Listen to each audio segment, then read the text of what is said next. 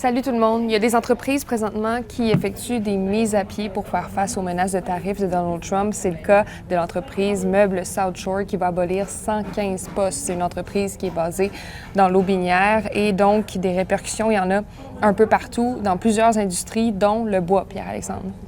Exactement, Alexandre, parce que l'industrie forestière au Québec, c'est 900 municipalités, 130 000 familles qui en dépendent. Et nous, on s'est rendu à Saint-Raymond-de-Port-Neuf. On est allé visiter la scierie de Dion et Fils qui fait vivre 200 familles, des gens à l'usine, à la scierie, des camionneurs, des bûcherons également.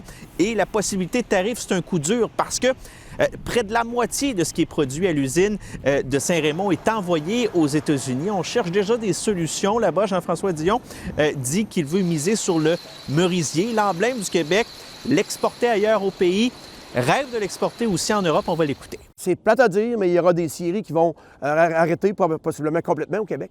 C'est inconcevable de prendre 25 d'une valeur d'un produit qu'on vend aux Américains puis de le mettre dans les coffres à Washington pour Donald Trump. C'est inconcevable, ça se fait pas. Donc nous, ce qu'on va faire, c'est qu'on va développer d'autres choses.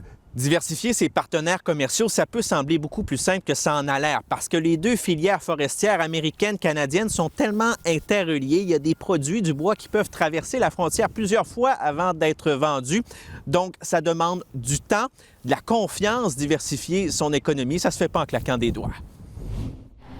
Maintenant, il y a un itinérant à Lévis qui a poignardé 2 personnes dans le seul et unique but d'entrer en prison pour recevoir des soins de santé. Mathieu Isabelle a reconnu sa culpabilité à des agressions de voies de fait graves. L'homme de 43 ans a attaqué 2 clients d'un Burger King de Lévis en mars dernier. Les 2 victimes ont subi des blessures mineures, mais après son arrestation, l'itinérant a expliqué qu'il vivait dans la rue depuis plusieurs mois et qu'il souffre de problèmes cardiaques. Il a même admis que son objectif, c'était de commettre un geste qui lui vaudrait au moins 2 ans de prison pour être dans un pénitencier fédéral, là où, selon lui, on reçoit encore des meilleurs soins de santé. Mathieu Isabelle connaîtra sa peine d'ici la fin du mois.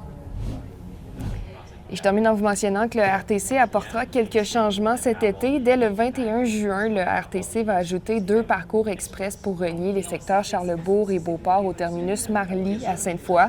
Le RTC décide également de fusionner dès fin juin ses parcours express 300 et 500 à destination du secteur de Sainte-Foy. À noter aussi que le service à vélo sera étendu dans les secteurs Charlesbourg, Mézeray et Vanier et aussi jusqu'à la tête des ponts.